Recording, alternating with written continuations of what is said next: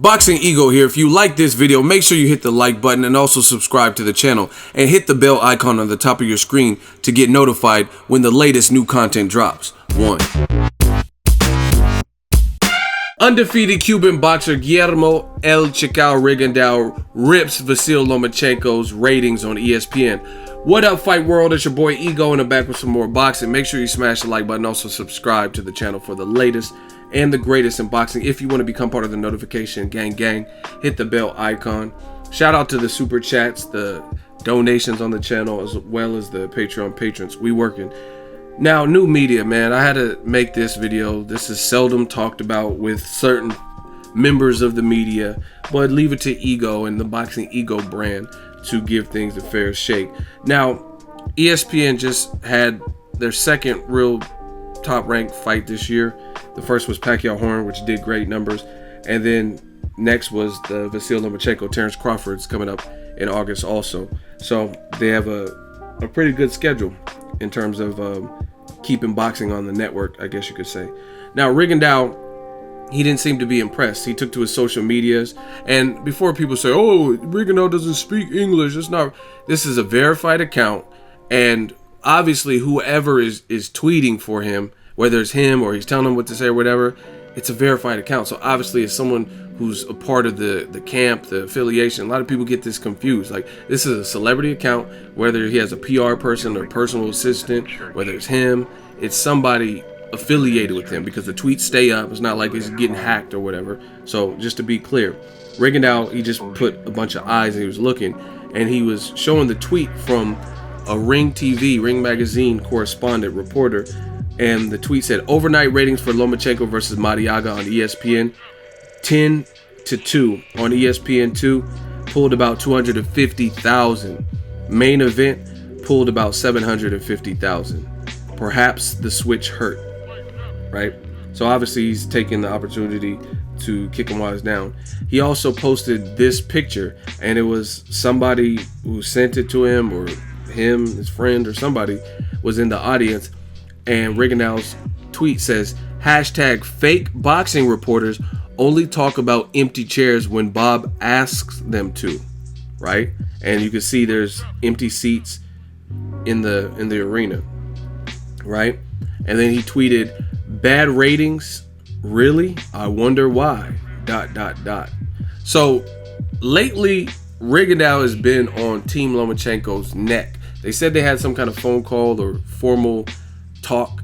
Bob Arum did an interview, and he's saying the fight can possibly happen this year. I think it needs to happen, because at this point, Rigondeaux is relentless. He's saying he'll move up to 130. So really, all they have to get is the money situated and the actual negotiations and the particulars, right? And that shouldn't be so hard. But I like what Rigondeaux's doing. I think he's understanding the game, and Rigondeaux's on his new media stuff, because there's a lot of double standards and unfair treatment in boxing. And I'm not here to cry and gripe, because that's what they do. The other side, what they do is, if you point out these double standards, they say you're crying, you're bitching, you're complaining. But they're not addressing it. They're not disproving you. Like I said, you could dislike, but you can't disprove. They're not doing any of that. They're just merely saying, oh, quit crying. All you do is cry. But you're not telling me how I'm wrong. You're not proving me wrong. You're just saying quit crying. But again, when it's something that they don't stand for, then all of a sudden they'll make videos or write articles and quote unquote cry about it. So it's funny how that works. But I'm glad Rigondeaux is doing this. He wants to fight. He deserves to fight. There's really, I'm sick of these fans playing politics and playing promoter and making excuses why it shouldn't happen. Rigondeaux is firm. I don't care about, oh, Rigondeaux wanted to catch weight before. He is now saying, him and his team is saying they'll move up to 130. So all that 2 years ago really is of no consequence at this moment. The fight can happen before Rigondeaux is 40 years old or something, and before Lomachenko moves up to 35. I think it can and it should happen. They just got to get the business side down, and that's mostly the money. Pay him something fair, don't offer him peanuts. But I'm glad Rigondeaux is calling out, because I see it the same thing. And I'm going to give you guys a couple examples before the end of this video with the ratings. And to me, a lot of people make excuses like, oh, they switched networks, ESPN to ESPN2. That might have lost some people in translation. But really, if you really think about it, I have DirecTV. I can't speak for everybody, but ESPN1 and ESPN2 are really close to each other as far as channels go. You know what I'm saying? And it's like, let's say one's 200 and then the other one's 201 or 202. So as a consumer, as a person who really wants to see a fight, it's really not hard to switch a channel. And if let's say you didn't know what channel, there's ways about it. You can start looking on the other ESPN channels. That seems like a given. Like, man, where did this go? You know what I mean? Research it, go to Top Ranks, Twitter or something. So I don't really buy that as an excuse for poor results, because at the end of the day, if you really, it's like, let's say somebody wants to work with me. I've had people from all around the world, UK, Australia, and they find some way to contact me. Be it they go to my Instagram, or they look in the description box and get my email and then shoot me an email, hit me up on Facebook. If you really want something, it's not that hard. So I don't really buy this. People switch the channel and that's the reason the ratings are so low. Because like I said, put it this way, let's say Canelo versus Golovkin was on free TV and ESPN switched the channel, you're going to find that fucking show. You're going to tweet out to your network or go to the website or be like, hey, help me, what channel? You're going to find it. So, if people were really, I think the bigger issue is people knew what this fight was going to be. Marriaga, guy coming off a loss where he was knocked down. He lost his other big fight versus Nicholas Walters, and they know Lomachenko is good. So even though it's on free TV, it's a fight that people were really checking for him. Miguel Marriaga, don't think he really speaks much English. He doesn't have a big name. He was coming off a loss from April 22nd, and it wasn't a desired match. I think that's the real big issue. So I applaud Rigondeaux for calling it out, and I think it's not rocket science. I tell you guys all the time here, if you make compelling matchups, even like Mayweather-McGregor, you can say he's one-sided, Floyd's going to beat his ass, but you get two charismatic personalities, that's enough to sell. Because Conor had people, you're 40 years old, you have a fucking school bag, all that extra shit, people are going to buy in. Or if you have a great match like Canelo Triple G, people are going to tune in. That's just really, it's not rocket science, that's what it is. You know what I mean? If Rigondeaux fought Lomachenko, I guarantee you the numbers and the ratings would be better. No matter if it's on ESPN 1, 2, 3, 4, ESPN Deportes, you know what I mean? It's people are going to check for it because they perceive Rigondeaux as a threat to Lomachenko and they want to see what happens. Miguel Marriaga, not so much. I think the ratings for Terrence Crawford, Julius Ndongo will probably be better than this. Now, another reason I'm glad is because the double standards. Let's talk about that real quick.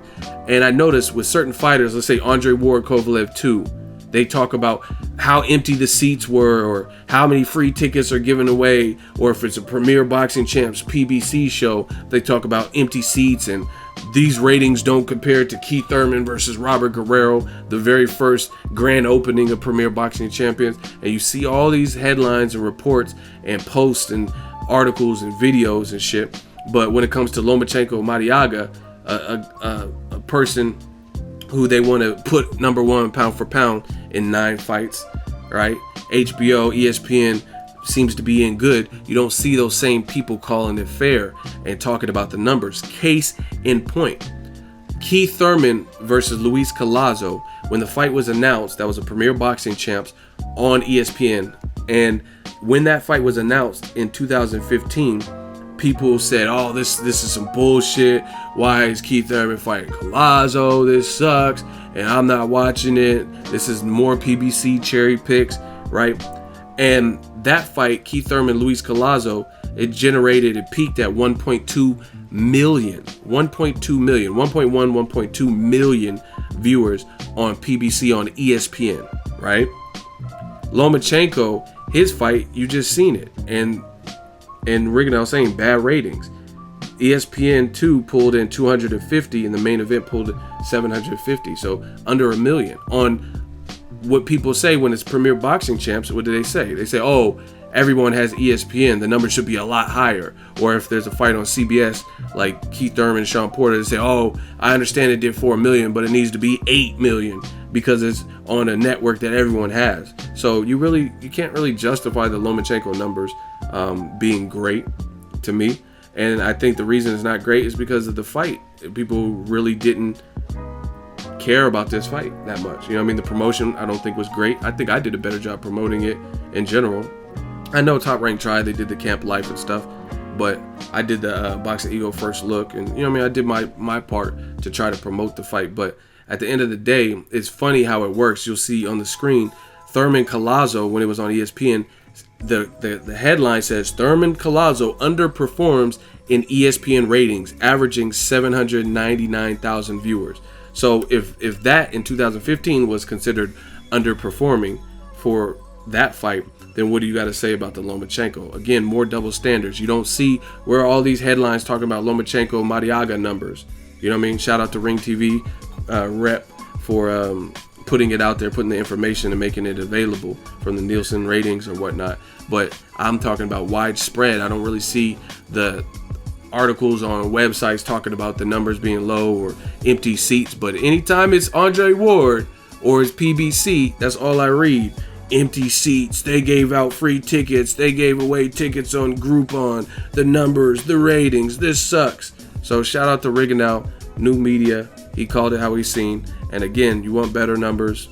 Terrence Crawford, Julius Ndongo, fights like that where there's some level of threat. They just showed Ndongo next to Crawford, and he's taller. It looks a little bit, you know what I mean, he has the wiry frame and he's taller, he's bigger than Terrence Crawford. And it's for all the belts. Whoever wins is the man at 140.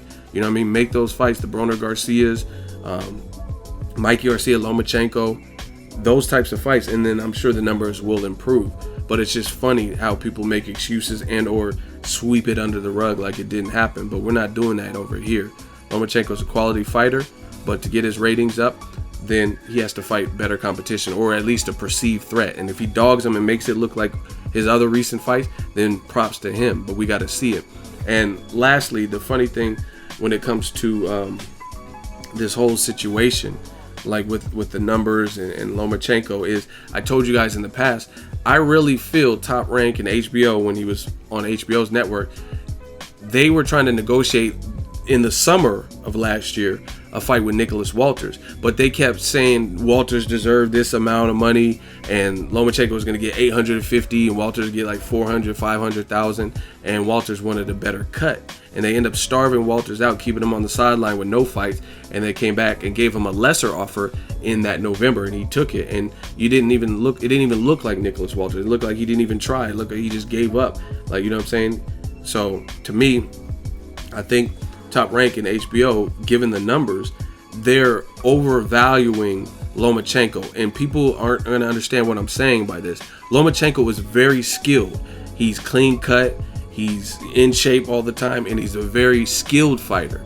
But that does not necessarily equate to star power.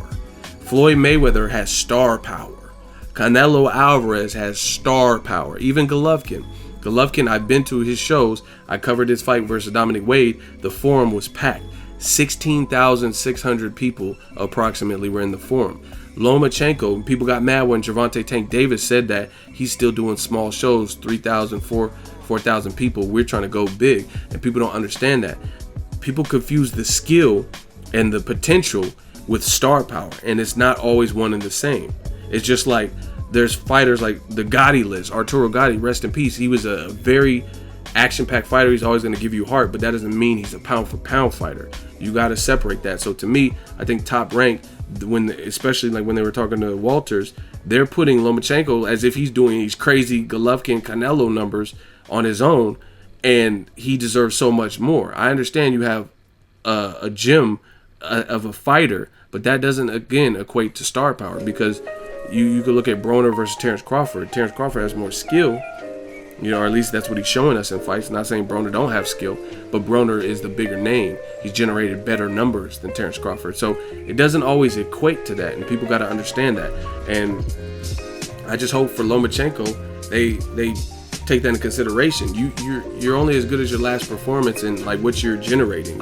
If you're not doing sold out Madison Square Gardens and sold out venues like this, then how can you really demand, like, you know what I mean? How can you say Rigondeaux is worth 400,000 and Lomachenko's worth $1 million? You know what I mean? That doesn't really, the numbers don't really justify that. I think the split should be closer to the 50-50. That's just my opinion, just my thoughts.